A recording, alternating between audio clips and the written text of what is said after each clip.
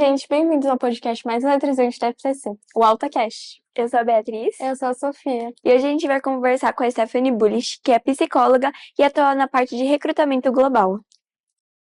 Oi, meninas, é um prazer estar aqui. Para começar, a gente quer saber um pouco, como você iniciou sua carreira na parte do STEM, toda a sua trajetória mesmo. Minha trajetória ela começou de uma forma nem tão concisa. Quando a gente começa uma carreira, a gente acha que a gente precisa estar na faculdade, conseguir um estágio e que tudo vai iniciar daquele jeito. E não é bem assim. Quando a gente cresce, a gente entra na vida adulta, a gente tem que começar trabalhando. Então eu comecei trabalhando no shopping. Trabalhava no Outlet Premium, trabalhei durante 5 anos em lojas de shopping, enquanto isso fazendo faculdade. Então era uma forma de eu me manter e eu construir alguma coisa e ter minha renda até para pagar os meus estudos mesmo. De início, eu queria ser, quando eu era mais nova, designer de games. Era o meu sonho ser designer de games. Só que na época que eu tinha ali uns 14, 15 anos, a grande maioria dos servidores, que a gente fala que são esses servidores de jogos, eles eram todos em inglês e todos americanos. Foi uma das grandes coisas que desenvolveram o meu inglês também, que isso é importante na minha trajetória, que com certeza foi um diferencial para mim. E na época eu fui muito desmotivada. Sempre falavam, aqui no Brasil não tem área para isso, não tem campo, essas empresas não contratam. Ainda mais mulher, é uma área com muito preconceito. Alguns anos depois, né, lá para, eu acho que quase 2020, a gente já tem grandes empresas aqui no Brasil, mas é uma área ainda muito masculinizada, e por conta disso eu me desmotivei disso. E aí eu pensei em fazer direito. Mas algumas coisas da vida, circunstâncias, não deu certo. E eu segui um sonho, que foi a psicologia. A psicologia, que é uma parte da ciência, ela foi um conflito interno, porque todo mundo sempre falou pra mim, ah, você seria uma ótima psicóloga. Sabe aquela vontade de, ai, eu não quero ir igual todo mundo me fala, eu quero ser do contra. Mas eu falei, não, tá bom, eu vou tentar. E eu me apaixonei pela psicologia. A psicologia, ela é muito complexa, né? Então, as pessoas acham, ah, se você é psicóloga, vai ser só terapeuta. Mas dá pra gente atuar em muitas formas. Enquanto eu estava cursando psicologia, eu ainda estava trabalhando no shopping. Foi uma jornada bem exaustiva, mas faz parte do processo também. Não romantizo, mas fez parte de construir quem eu sou. E enquanto eu estava no shopping, eu estava constantemente procurando um estágio. E o primeiro estágio que eu consegui foi na parte organizacional. Trabalhei numa agência de empregos, então com vagas de muito volume. Então, fazer 200 vagas no mês, era uma correria, mas me ensinou muito. Me ensinou sobre processo, me ensinou sobre lidar com pessoas. Quando a gente lida com emprego, a gente está falando de sustento, a gente está falando de futuro, a gente está falando de necessidade. E quando você está, por exemplo, numa agência de emprego, você está lidando com pessoas que precisam daquilo, elas querem aquilo. São empregos normalmente de entrada, empregos operacionais, existem algumas vagas estratégicas. E eu acho que já nessa época eu comecei a ver o quanto as vagas que a gente diz mais estratégicas, administrativas, elas já eram masculinas. Então, na maioria das vezes, a gente sempre tinha preferência por perfil masculino. Isso até em vagas operacionais. Então, ainda tem um estereótipo da fragilidade da mulher, que ela não consegue fazer determinadas tarefas, mesmo que a gente tenha ciência comprovando que a gente é capaz de fazer as mesmas coisas. E enquanto eu estava nessa agência, por ter o meu inglês, que eu desenvolvi jogando, lendo, ouvindo música, eu consegui uma oportunidade para trabalhar para fora do Brasil, estando aqui ainda. Então, trabalhei durante 2 anos para uma empresa americana, uma empresa de desenvolvimento de software, e eu estava na parte de Talent Acquisition, que é parte de RH, de recrutamento aqui em bom brasileiro e bom português. E com isso, eu comecei a desenvolver ainda mais a minha comunicação, porque era todos os dias lidando com pessoas, em inglês, em espanhol, e muitas pessoas que não eram americanas, né? Então a gente fala de tecnologia, a gente não tem só os Estados Unidos. E como era uma empresa de recrutamento global, às vezes a gente falava com pessoas da Índia, da Rússia, da Polônia, então o pessoal da Argentina, Espanha. E foi um contato que expandiu meu mundo. E mais uma vez, a gente percebe o mesmo ponto. A área de tecnologia ainda é muito masculinizada. Então, eu acho que 85% de todo mundo que eu contatava e que passava nos processos eram homens. A parte de tecnologia ainda é muito masculinizada. E nessa época eu ainda não tinha tanto controle de conseguir fazer, eu não estava tão numa posição que eu conseguia falar, não, vou priorizar mulheres. Isso não era uma opção no cargo que eu estava naquele momento. E por isso eu comecei a me motivar a buscar outras oportunidades. E aí eu fui chamada para uma oportunidade para uma empresa de energia e automação aqui de Jundiaí, para a parte de recrutamento, mas com um desafio. Eles estavam começando uma empresa em Portugal, também estão com um processo de expansão para a Espanha também, e vou ficar à frente de trazer e construir esses times fora do Brasil e também trabalhando vagas no Brasil. E um time que me permitiu fazer esse recrutamento intencional, que é por mais que seja uma área também de engenharia, engenharia da automação, engenharia elétrica, a gente poder fazer essa intencionalidade de trazer mais mulheres também para o time. Então, um crescimento que a gente teve muito legal foi que a gente conseguiu crescer em 215% de 2023 para cá o número de mulheres na empresa. Então, é algo que a gente tem muito orgulho também, trazer mais lideranças femininas. Então, a gente segue o ESG, que é governança ambiental, social, de ambiente. Então, assim, é algo que é uma preocupação, porque a diversidade e a equidade, ela tem que ser uma preocupação das empresas, ela tem que ser um compromisso que nós profissionais, principalmente nessa parte de RH no geral, quando a gente fala de recursos humanos, de lidar com gente, a gente tem que ter essa intencionalidade nos nossos processos também. Nossa, muito legal, né? Ter conseguido aumentar esse número nessa porcentagem. É muito importante e a gente fica, nossa, que bom que tá dando certo, né? E você falou um pouco, tipo, das mulheres serem desvalorizadas nessa área de tecnologia, e enfim. Você acha que, tipo, ainda agora, em 2025, ainda tem muito disso? Com certeza. Nós tivemos muito avanços. Eu acho que na pandemia nós vimos muitas mulheres migrando para a área de tecnologia.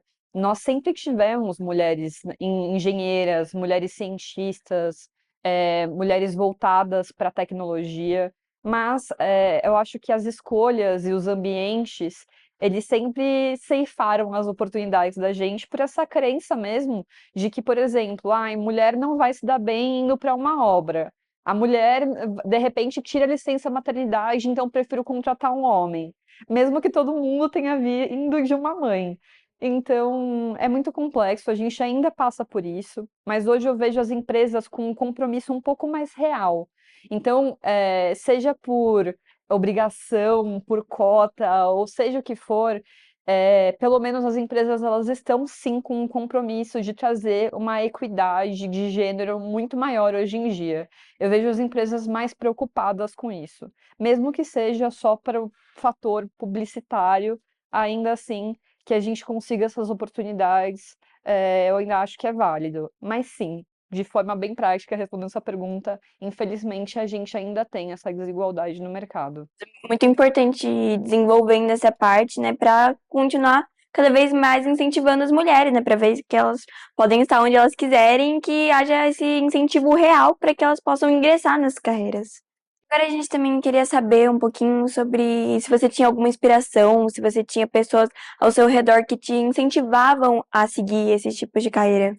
Tive muitas mulheres que me inspiraram, que vieram antes de mim, cientistas, mas eu acho que uma resposta mais clichê, mas verdadeira, eu acho que meus pais me incentivaram muito. Meus pais sempre foram muito trabalhadores, então eles nunca desistiram, sempre persistiram e eles sempre me incentivaram muito a estudar. Meus irmãos também, eu tive muito apoio da família. Isso eu não posso. É um ponto que eu tenho que sempre trazer, porque eles me apoiaram e acreditaram muito em mim. Eu sofri algumas pessoas que realmente tentaram me desmotivar. Eu sempre fui tatuada E as pessoas sempre falam, você vai ser psicóloga com um monte de tatuagem, com esse estilo. Psicólogo tem que ser neutro, você não pode mostrar a sua personalidade. E eu acho que quando eu comecei a minha carreira, esse foi uma coisa que eu defini pra mim. Então, se as pessoas acham que eu não vou ser capaz por conta da minha imagem, da minha estética, então eu vou me esforçar o triplo, o quádruplo, seja o quanto for, para mostrar que eu sou tão capaz quanto qualquer outra pessoa. Então, eu me esforcei muito, às vezes eu acho que até demais, às vezes a gente também tenta tanto se provar para os outros que a gente pode acabar se perdendo. Mas hoje eu digo com certeza que eu não acho que as minhas tatuagens, o meu estilo, desabonem em nada a minha conduta ou a seriedade que as pessoas me tratam ou consideram o meu trabalho. Então, a gente sempre tem a opinião de pessoas de fora, mas quem importa de verdade sempre me incentivou e me apoiou. Muito importante a gente ver, né, que as pessoas, que a gente vê as pessoas e as pessoas falam assim, nossa, esse é um patamar que eu quero chegar, ou te elogiam, né? Muito importante pra gente falar assim, nossa, realmente tô seguindo o meu caminho, né? Com certeza. Você falou um pouco que as pessoas meio que tinham esse preconceito com tatuagem e tal. Teve mais alguma coisa que te fez pensar em desistir? Algo que deixou você realmente mal e te fez. Desincentivou, É, né, você. Ah, muitas. Bom, eu faço algumas coisas da minha vida, mas eu acho que quando a gente fala da psicologia, eu tenho dois pontos chaves que brilharam muito pra mim. Um dos primeiros pontos foi quando eu comecei a atender meu primeiro paciente dentro do CPA da faculdade. A primeira conversa que eu tive e que a pessoa saiu falando, nossa, obrigada, e eu senti que ela foi acolhida, aquilo virou uma chave em mim. Falei, nossa, eu acho que esse é meu propósito, isso faz sentido para mim. E um segundo ponto, ele é até recente, foi quando, após um processo seletivo, eu consegui aprovar, mérito dela, uma candidata muito boa, uma engenheira para a área de tecnologia, para a área de engenharia da empresa. E ela me trouxe uns biscoitos, ela me fez uma cartinha agradecendo o meu processo, falando da humanização do meu processo. E ela é uma querida, ela sempre, sabe, ressalta que o meu processo é humano. Então, nesse ponto, eu acho que eu entendi que eu estava no caminho certo, que os meus processos, e a forma que eu lido com as pessoas, que eu trato elas, estava fazendo a diferença. Então, com certeza, eu acho que esses são os dois pontos aí da minha carreira que brilharam para mim. Vai somando essas pequenas mudanças, quando você vai ver, fez uma grande diferença. Então é muito importante a gente ir caminhando, trabalhando aos poucos para conseguir mudar realmente, né, alcançar o nosso objetivo. E você sente que, tipo, após a pandemia, teve mais demanda de mulheres nesse ramo Com da certeza. tecnologia? Muitas coisas, na verdade. Eu acho que os obstáculos, eles sempre vão aparecer continuamente. É sempre um teste se a gente quer continuar ou não. Mas eu me lembro de uma vez que eu realmente pensei em desistir, que foi, eu sempre, como eu falei, eu tenho esse estilo mais, né, autêntico, mas talvez as pessoas acham, né, mais forte, mais presente. E uma vez no trabalho me falaram que eu tinha que me vestir de forma mais social e que eu tinha que cobrir as minhas tatuagens sempre. Então, sempre estar de manga comprida e etc. E naquele momento eu falei, eu acho que isso não é pra mim. Eu acho que eu não consigo trabalhar dessa forma, me ceifar de quem eu sou. E uma outra vez que para mim foi muito difícil foi quando, lidando com processos para pessoas com deficiência, me pediram para trazer uma pessoa com uma deficiência invisível. Então, assim, uma deficiência invisível, eu quero um PCD para cumprir a cota, mas essa pessoa não pode ter nenhuma deficiência que atrapalhe o time em nada, ela tem que ser extrovertida, ela tem que ser sênior, ela tem que ser o melhor perfil que você conseguir, sem pensar na inclusão de verdade, porque quando a gente fala de vagas inclusivas, a gente também tem que ter o lado que a empresa tem que fazer essa inclusão. Então tem que haver um esforço tanto do time, da mentalidade da equipe, para essas pessoas serem incluídas e não a gente só jogar o PCD lá para cumprir uma cota. Então, nesse momento também eu pensei de que talvez não fosse para mim. Mas uma coisa que eu aprendi é que a gente sempre vai ter dificuldade. E que às vezes o fracasso, ele também faz parte do processo. Então, às vezes, a gente não consegue trazer aquele candidato que a gente queria, a gente não consegue mudar a mentalidade de um líder. Então, isso faz parte. Não é sobre mudar tudo, mas mudar aquilo que a gente pode. Fazer as pequenas mudanças que a gente consegue. Tipo, eu vejo que muitas vezes as mulheres sentiam que elas não pertenciam a essa área da tecnologia. Depois da pandemia, meio que. Com certeza. Eu acho que a pandemia ela foi uma virada de chave para muitas pessoas em questão de carreira, principalmente com o home office, porque as pessoas elas falaram, existe essa possibilidade, então eu quero poder ficar mais tempo na minha casa, com a minha família, com meus pets. Então, a área de tecnologia, ela é uma área ainda muito do trabalho remoto, do híbrido e etc. Então, com certeza, a gente teve muitos incentivos. Eu acho que o Brasil é um país que incentiva também as mulheres a irem para a ciência, a irem para a tecnologia. Obviamente, a gente não está aí no patamar dos países que mais incentivam isso, mas existem países muito piores também nessa avaliação. Então, eu acho que a gente teve sim um grande aumento de mulheres indo para as áreas de engenharias, tecnologias e ciência. Nós sempre estivemos lá, mas agora eu acho que a gente consegue se manter e sustentar o processo e trazer outras mulheres com a gente com mais facilidade. É muito importante ter incentivo e tem alguém em que a gente possa se inspirar, que a gente possa falar assim, nossa, eu quero chegar no nível dela, eu quero ser como ela, e é possível, eu consigo ter um exemplo real de que isso é possível, né? Isso é muito importante. E você falou um pouco, tipo, de meninas da nossa idade e tal. Que conselho você daria pra uma menina, mais ou menos da nossa idade, que quer ingressar nesse ramo da tecnologia? Exatamente. Porque uma puxa a outra, né? Quando a gente fala disso, de coletividade, quando a gente tá com outras mulheres, a gente vê outras mulheres no mesmo lugar, a gente passa a acreditar que a gente também pode chegar ali. Então também tem uma questão de realmente se identificar, de replicar, de ter esse ponto de admiração. E como a gente vê cada vez mais mulheres nesses lugares, a gente também tá fazendo essas meninas novas como você verem que elas também podem chegar lá. Tinha comentado, né, que você tinha equilibrado o seu trabalho com a sua faculdade, e dentro da FERJ a gente tem muitas meninas, principalmente da FTC, que estão se aproximando, né, nessa parte de escolher uma carreira, de equilibrar o estudo. Você tem alguma dica, algum conselho do que fazer, do que não fazer? Eu diria para não pararem de sonhar, não desistirem dos sonhos de vocês. Eu acho que o mundo ele tem muitos obstáculos. E uma vez, quando eu era mais nova, uma tia, que também foi uma grande inspiração para mim, que também é psicóloga, ela me disse para eu nunca me envergonhar da minha inteligência. Porque sempre tem aquelas pessoas que falam: ah, você está se achando, você acha que você sabe tudo. E a gente não pode confundir isso com arrogância, mas se orgulhar do intelecto de vocês, do esforço, daquilo que vocês construem, irem como pessoas no geral, não pararem de estudar, porque conhecimento é poder.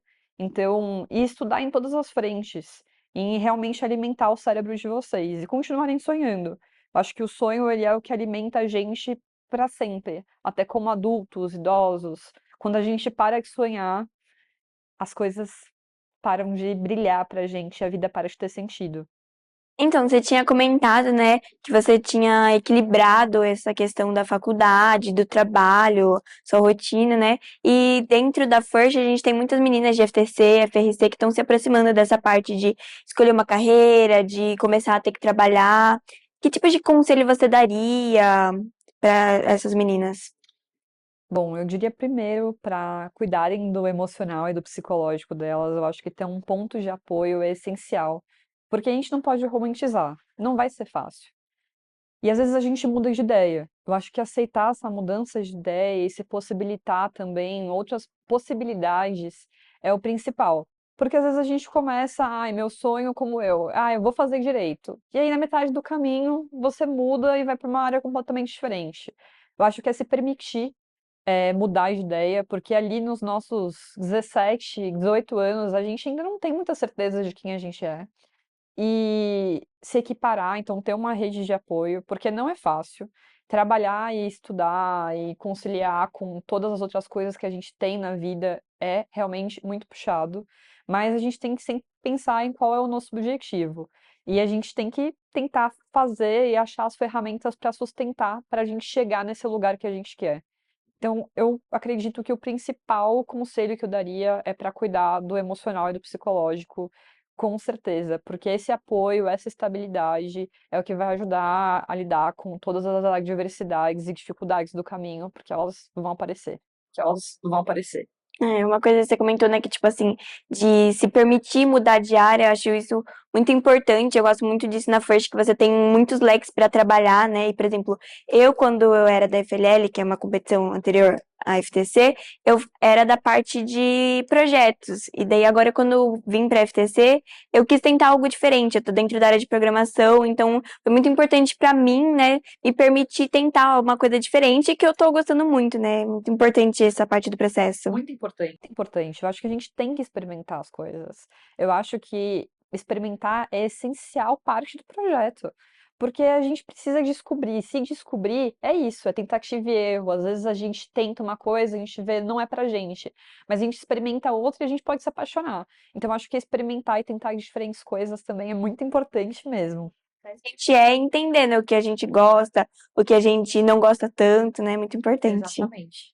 E agora, pra finalizar mesmo, tipo assim, quando você era criança, você tinha realmente uma ideia que você ia querer ser psicóloga ou foi só do nada mesmo?